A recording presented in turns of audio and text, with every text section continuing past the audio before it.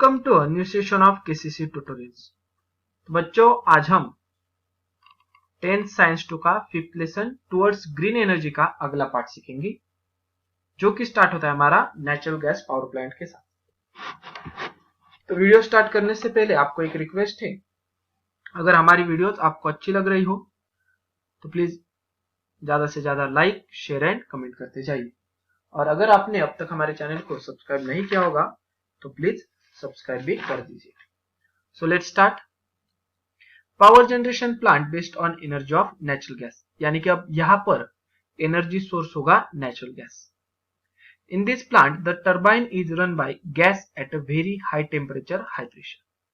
Turbine के ऊपर gas होगा, यानी कि गैस से हम टर्बाइन को रोटेट करेंगे और जो गैस होगा वो high temperature high pressure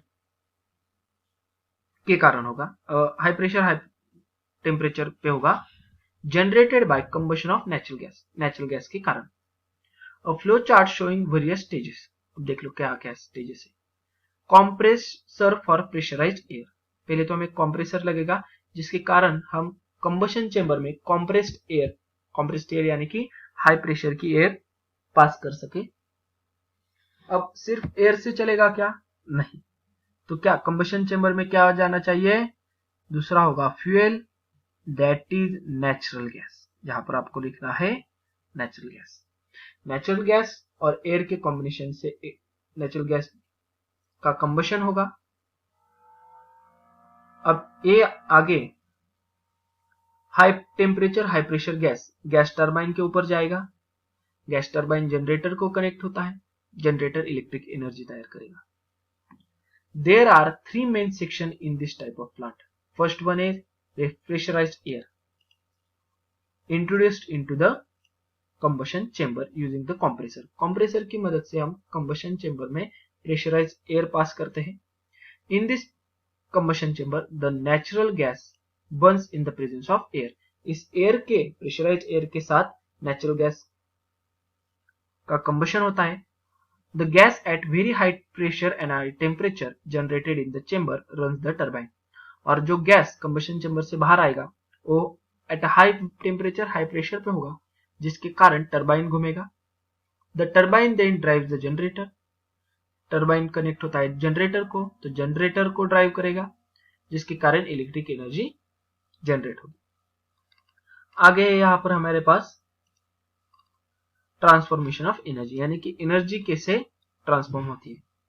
natural gas के अंदर केमिकल एनर्जी होती है जो कि कन्वर्ट हो जाते हैं काइनेटिक एनर्जी में। Kinetic energy generated due to the combustion of natural gas, यानी कि kinetic energy of natural gas. आगे वही energy kinetic energy in turbine में जाएगी और टरबाइन जनरेटर को अटैच होता है, जनरेटर से इलेक्ट्रिक एनर्जी में कन्वर्ट कर देता है। आगे देख लो, the efficiency of this power plant is higher than the power plant based on the coal, यानी कि नेचुरल गैस का जो पावर प्लांट होता है उसकी इफिशियंसी ज्यादा होती है। More over since natural gas does not contain sulphur, देख लो यहां पर भी आपको एमसीक्यू सारे में हाईलाइट कर रहा हूं। Natural gas does not contain sulphur, sulphur उसमें नहीं होता, जिसके कारण लेस पोल्यूशन होता है। The schematic of power plant based on natural gas is given in figure 5.14. ये हो गया schematic। अब देख लो क्या है ये होगा हमारा कंप्रेसर। कंप्रेसर कैसे याद रखेंगे? देख लो, इसका इनलेट बड़ा होता है, आउटलेट छोटा होता है, इसे बोलेंगे हम कंप्रेसर। कंप्रेसर से कंप्रेस्ड एयर अंदर जाएगी, एयर के साथ वो एयर कंबशन चेंबर में जाएगी, यहां से fuel that is natural gas enter होगा। कंबशन चेंबर में high pressure high temperature gas तैयार होगी, गैस टरबाइन पर जाएगी। ये गैस टरबाइन पर जाने के बाद टरबाइन घूमेगा, टरबाइन जनरेटर को अटैच होता है, जनरेटर घूमेगा, यहाँ पर इलेक्ट्रिक एनर्जी तैयार होती है। अब गैस टरबाइन से जो यूज हुआ होता है गैस, वो हम इमिशन कर देते हैं उसका एटमॉस्फेयर में। इतना सिंपल है नेचुरल गैस पावर प्लांट। आगे देख लो, some natural gas based power plant and their capacity. Samalkot जो कि आंध्र प्रदेश में है, उसकी कैपेसिटी है 2620 मेगावाट। अंजनवेल जो कि महाराष्ट्र में है, उसकी कैपेसिटी है 2220। भावना जो दिल्ली में है, उसकी कैपेसिटी है 1500। एंड कोंडापल्ली जो आंध्र प्रदेश में ही है, उसकी कैपेसिटी है 1466। आगे देख लो अगले पेज पर, electric energy generation and environment, यानी कि इलेक्ट्रिक जनरेशन का और एनवायरमेंट का क्या रिलेशनशिप है। Electric generation based on fossil fuel like coal, natural gas, नहीं तो न्यूक्लियर फ्यूल होते हैं जैसे कि uranium, plutonium, are not ever environment friendly. ये एनवायरमेंट के लिए फ्रेंडली नहीं है, इससे कुछ ना कुछ तो बैड इफेक्ट्स होते ही एनवायरमेंट में। That if the electric energy generated using these fuels, it can lead to environmental degradation, जिसके कारण एनवायरमेंट की डिग्रेडेशन यानी कि क्वालिटी खराब हो जाती है। अब यहाँ पे हमें कैसे डिग्रेडेशन होता है उसके बारे में दिया है। We have seen that burning of fossil fuel like coal and natural gas lead to emission of certain gases and soot particles. Fossil fuel अब जलाओगे आप तो उससे गैस तैयार होंगी, हार्मफुल गैसेस और soot particles. This result in air pollution, जिसके कारण एयर पोल्यूशन होता है। Incomplete combustion of fuel lead to formation of carbon monoxide. ये भी आपको एक एमसीक्यू आ सकता है कि इनकम्प्लीट ऑफ फॉसिल फ्यूल से कौन सा गैस तैयार होता है, आपको लिखना है कार्बन मोनोऑक्साइड, अगर सही तरीके से वो गैस फ्यूल जलेंगे नहीं तो। It adversely affect our health, और जिसके कारण हमारे हेल्थ पर बैड इफेक्ट पड़ता है। Increase in percentage of carbon dioxide in the air due to the burning of fuels affect environment severely. और अगर एनवायरमेंट में कार्बन डाइऑक्साइड की परसेंटेज बढ़ गई तो बैड इफेक्ट बहुत ज्यादा मात्रा में होते हैं। The phenomena of global warming is an example. एक एग्जाम्पल है ग्लोबल वार्मिंग, यानी कि पूरे अर्थ का टेम्परेचर बढ़ जाना। Nitrogen dioxide generated due to burning of fuel like coal, diesel, petrol lead to the problem like acid rain. Nitrogen dioxide, हम जब कोल, डीजल, पेट्रोल बर्न करते हैं तब नाइट्रोजन डाइऑक्साइड तैयार होता है, और अब नाइट्रोजन डाइऑक्साइड ऑक्सीजन के साथ मिल गया तो नाइट्रोजन के अलग अलग एसिड तैयार होते हैं और एसिड रेन हो जाती है। सूट पार्टिकल्स जनरेटेड, अब सूट पार्टिकल्स का क्या इफेक्ट होता है। Generated due to uncomplete burning of fossil fuel cause air pollution, जिसके कारण एयर पोल्यूशन होता है। And it can lead to the problem related to respiratory system like asthma. ये सारे सूट पार्टिकल्स हमारे रेस्पिरेटरी ट्रैक्ट में चले जाते हैं, जिसके कारण हमें रेस्पिरेशन में तकलीफ होती है, अलग अलग डिसीजेस होते हैं जैसे कि अस्थमा। सेकेंड टॉपिक है हमारा, it took millions of year for formation of fossil fuel like coal, crude oil and natural gas. इनके बनने के लिए मिलियंस ऑफ ईयर लगते हैं। नेचुरल गैस कौन से? LPG, CNG. एलपीजी यानी कि liquefied petroleum gas and CNG यानी कि compressed natural gas. Also the reserve of this fuel are limited. इसके रिजर्व जो है यानी कि इनका जो हमारे पास स्टॉक है वो लिमिटेड है। They are going to deplete in future, भविष्य में वो खत्म होने वाले। It is said that with the current speed of their use, यानी कि इसी स्पीड से हमने यूज उसे किया तो coal reserve in the world would last for another 200 years, यानी कि 200 सालों बाद इस पृथ्वी पर कोई भी कोल नहीं रहेगा।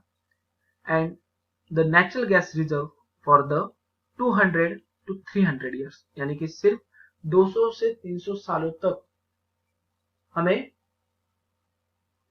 यूज करना आएगा नेचुरल गैस। इतना ही हमारे पास रिजर्व से उसके स्टॉक है। थर्ड पॉइंट देख लो, we have also discussed about the problem of nuclear energy. अब ये तो हो गया फॉसिल फ्यूल के बारे में। न्यूक्लियर फ्यूल्स के बारे में हमने देखा था कि उसका डिस्पोजल ऑफ न्यूक्लियर वेस्ट, ये बहुत बड़ा प्रॉब्लम है हमारे पास।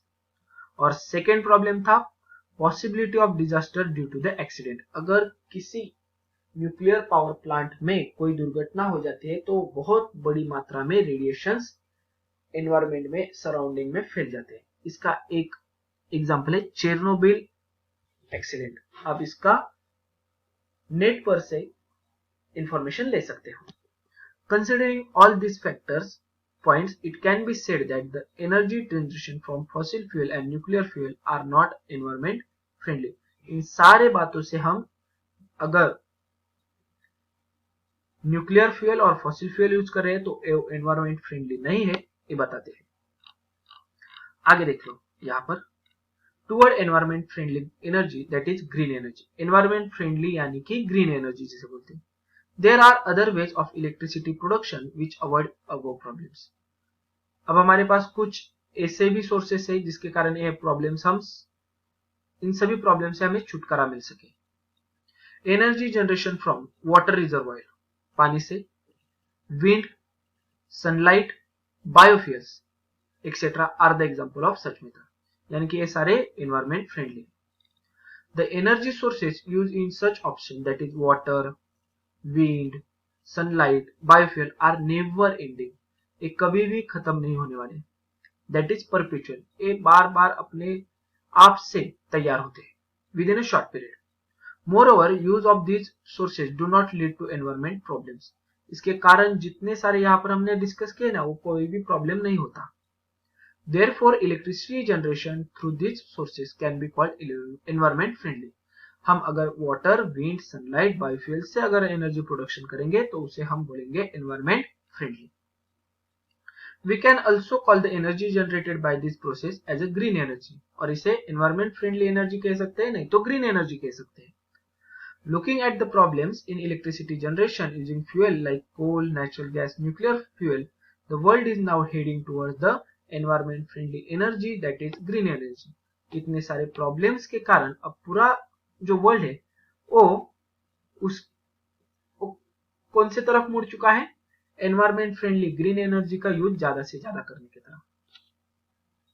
अगला टॉपिक है हमारा हाइड्रो इलेक्ट्रिक एनर्जी, यानी कि हाइड्रो यानी कि पानी, पानी की मदद से इलेक्ट्रिक एनर्जी तैयार करना। Kinetic energy in flowing water and the potential energy in water reservoir is a conventional source of energy, यानी कि फ्लोइंग वाटर में काइनेटिक एनर्जी होती है और स्टोर किए हुए वाटर में पोटेंशियल एनर्जी होती है। In hydroelectric power plant, the potential energy in the water stored in dam is converted into kinetic energy of water. जो हमने डैम में स्टोर किया हुआ वाटर रहता है उसमें पोटेंशियल एनर्जी होती है, उसे फ्लो करके हम उसमें काइनेटिक एनर्जी कन्वर्जन कर देते हैं। Fast flowing is brought from the dam to the turbine at the bottom of dam. इस पानी को हम जोर से बहाएंगे स्लोप के मदद से और पोटेंशियल एनर्जी का काइनेटिक एनर्जी में कन्वर्जन करेंगे। The kinetic energy of flowing water drives the turbine, एक काइनेटिक एनर्जी टरबाइन को रोटेट करेगी। अगला वाला हिस्सा as same, turbine is connected to generator, generator is produce the electric energy. The turbine turns drive the generator and generate electricity. अब different stages देख लो। Water reservoir with potential energy, water reservoir में potential energy होगी। Flowing water में kinetic energy होगी। Flowing water turbine पर आएगा, turbine में भी वाटर टरबाइन के पास काइनेटिक एनर्जी ही होगी। टरबाइन जनरेटर को घुमाएगा और जनरेटर प्रोड्यूस करेगा इलेक्ट्रिक एनर्जी। अब electricity generation using wind energy है, तो ये पॉइंट थोड़ा यहां पर तो अभी भी वाटर का ही चल रहा है, तो देखते हैं हम। पोटेंशियल एनर्जी इन वाटर, यानी कि एनर्जी ट्रांसफॉर्मेशन कैसा होता है? Potential in water is converted into kinetic energy in flowing water. Kinetic energy हो जाएगी फ्लोइंग वाटर में।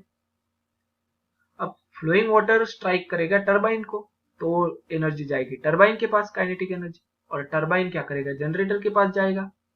तो टरबाइन क्या करेगा? वो काइनेटिक एनर्जी जो है टरबाइन की वो इलेक्ट्रिक एनर्जी में कन्वर्ट हो जाएगी। The schematic of hydroelectric power plant, water from the middle of the total height of the dam is taken to the turbine, यानी कि पूरी जो हाइट होती है ना उसके मिडल से हम टरबाइन के पास पानी भेजते हैं। अब एक पॉइंट मिडल वाला पॉइंट कहां पर है? ये वाला बी पॉइंट। ये इसके नीचे इसके ऊपर वाला जो पानी है वो हम सब टरबाइन को घुमाने के लिए यूज कर सकते हैं। तो इसे मैं आपको एक्सप्लेन कर देता हूं कि कैसे एक काम करता है। तो देख लो, अब बी पॉइंट के ऊपर जब पानी होगा तो ये जो स्लश गेट है वो ऊपर हो जाते हैं। ये वाटर यहां से अंदर जाएगा पेनस्टॉक से और टरबाइन को रोटेट करेगा, जिसके कारण टरबाइन रोटेट हो जाएगा, जनरेटेड के कनेक्ट है और इलेक्ट्रिक एनर्जी प्रोड्यूस हो जाएगी, जो कि हाई टेंशन तारों से हमारे घर तक आती है। अब आता है सवाल, अगर बी के नीचे अगर पानी हो तो कैसे करेंगे।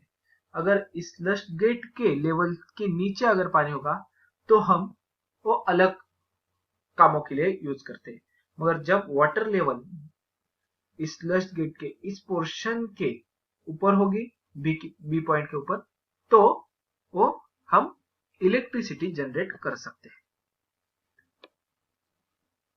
अब नीचे आते हैं, हमें क्या दिया है देखते हैं। Advantages and problem associated. तो उससे पहले एक ब्लू बॉक्स पढ़ते हैं। Since no fuel is burn in hydroelectric power plant, no air pollution due to the combustion of fuel result. कोई भी फ्यूल जलाना नहीं है, बर्न करना नहीं है, no air pollution. However, considering the issue like forced migration of large community, यानी कि बहुत सारे लोगों को हमें वहां से हटाना पड़ता है जहां पर हमें डैम बांधना होता है, क्योंकि बहुत ज्यादा मात्रा में पानी यहाँ पर हम सेव करते हैं रिजर्वायर में। तो जितने सारे गांव डैम के साइट में आते हैं उनको फोर्सफुली माइग्रेशन, यानी कि उनकी इच्छा हो या ना हो, हमें उनका दूसरी जगह ले जाना पड़ता है। सबमर्जिंग ऑफ फॉरेस्ट, वहां पर जितना सारा फॉरेस्ट होगा वो पानी के नीचे जाएगा। फर्टाइल लैंड भी पानी के नीचे जाएगी। Adverse effect on living creature in the river, उस रिवर में जो लिविंग क्रिएचर्स होते हैं उनके ऊपर भी बैड इफेक्ट्स होते हैं। It has been always been a point of debate, एक डिबेट यानी कि वाद विवाद का एक पॉइंट है कि क्या is hydro electricity is environment friendly और not. What is your opinion about it. तो आपका क्या ओपिनियन है मुझे कमेंट बॉक्स में जरूर लिखना है। आगे देख लो advantages. Since no fuel is burn, no air pollution, no fuel, no pollution. If there is sufficient water storage in the dam, it is possible to generate electricity and as and when necessary. अब हमारे पास sufficient water storage है तो हम उससे electricity generate कर सकते हैं। अगर नहीं है तो डायरेक्टली हम ज्यादा मात्रा में पानी नहीं होगा तो हम क्या करते हैं, जितना सारा पानी है वो एक तो डोमेस्टिक यूज और इरिगेशन के लिए यूज करते हैं। अगर ज्यादा मात्रा में है तो इलेक्ट्रिसिटी जनरेट करेंगे और जब चाहे। Although water reservoir is used for power generation के लिए वो water reservoir डैम यूज कर सकते हैं, but it can be replenished during rainy season leading to uninterrupted power generation. हम इसे रेनी सीजन के वक्त भी यूज कर सकते हैं। अब कुछ प्रॉब्लम्स भी देख लो। The backwater due to the storage of water in dam may submerge villages and towns in that area.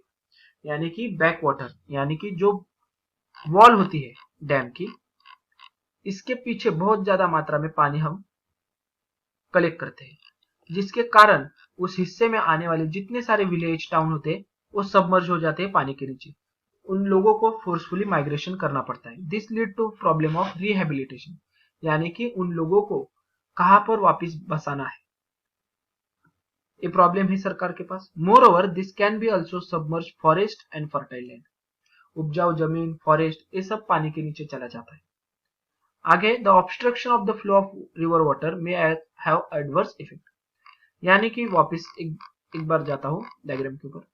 अब जब ये रिवर है, ये वॉल नहीं है, तो जितना सारा वाटर फ्लो होगा आगे जाएगा, मगर जब हम ये water wall dam wall create करेंगे, ये सारा पानी इस वॉल के पीछे वाले हिस्से में रहेगा। अगला जो हिस्सा है उसको पहले जितना पानी नहीं आएगा, बराबर। तो जितना सारा यहाँ पर लिविंग एक्वेटिक क्रिएचर होगा उन्हें एडवर्स इफेक्ट, बैड इफेक्ट पड़ने वाले हैं क्या नहीं, उनकी वाटर लेवल कम ज्यादा होगी, बराबर। अब नेक्स्ट पेज पर देख लो some major hydro electric power plant. First one है तेहरी जो उत्तराखंड में है, उसकी कैपेसिटी है 2400 मेगावाट। कोयना जो महाराष्ट्र में आता है उसके हैं 960 मेगावाट, श्रीशैलम आंध्र प्रदेश का 1670 मेगावाट एंड नात्ता झाकरी जो हिमाचल प्रदेश में आता है उसके 1500 कैपेसिटी। अब बहुत ही एक इंटरेस्टिंग फैक्टर बताया है आपको फाइंड आउट करने के लिए, लेग टैपिंग क्या होता है और एक कहां पर टेक्स प्लेस, यानी कि कहां पर करते हैं हम लेग टैपिंग, ये आपको वीडियोस और इंफॉर्मेशन आप इंटरनेट से गैदर कर लो। तो यहां पर इस वाले पोर्शन से हमारा जो विंड पावर प्लांट चालू होता है वो अगले पार्ट में देखेंगे आप। तो अगर ये वीडियो आपको अच्छी लगी होगी तो please like, share and comment on this video. अगर आपने अब तक हमारे चैनल को सब्सक्राइब नहीं किया होगा तो please subscribe our channel KCC online tuition का। अगर आप हिस्सा बनना चाहते हो, हमारी ट्यूशन ज्वाइन करना चाहते हो तो डिस्प्ले में दिए गए नंबर पे कॉल करके अधिक जानकारी ले सकते हो। Thank you for watching, good bye.